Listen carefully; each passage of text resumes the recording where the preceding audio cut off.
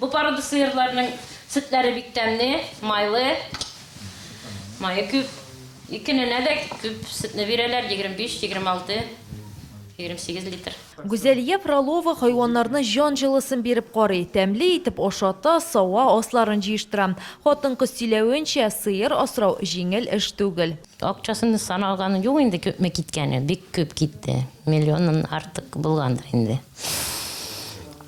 Хәзер монда 18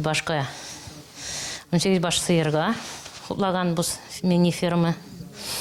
Сауисәнчләргә ясын хәзер. Кечкенә фермаларны төзү программасы буенча Фроловлар гаиләсенә 400 меңне дәүләт бирә. Әлеге проектка 2 баш сыеры булган һәркем керә ала.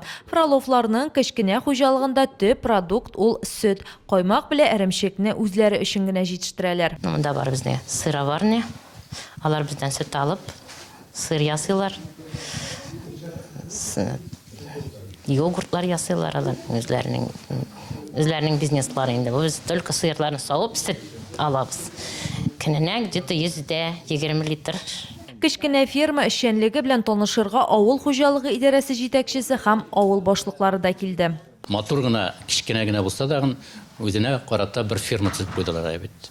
Монда машина белән саву да гына бит. Тиресне дәген чыгару, юып септигендә куйганнар бит. Поилкасы да бар. Менә мин беләм, аларның Гүзәлия белән Сергей. Гүзәлия үзе китапханәдә эшли бит, китапханәче булып, Сергей ветврач булып эшли.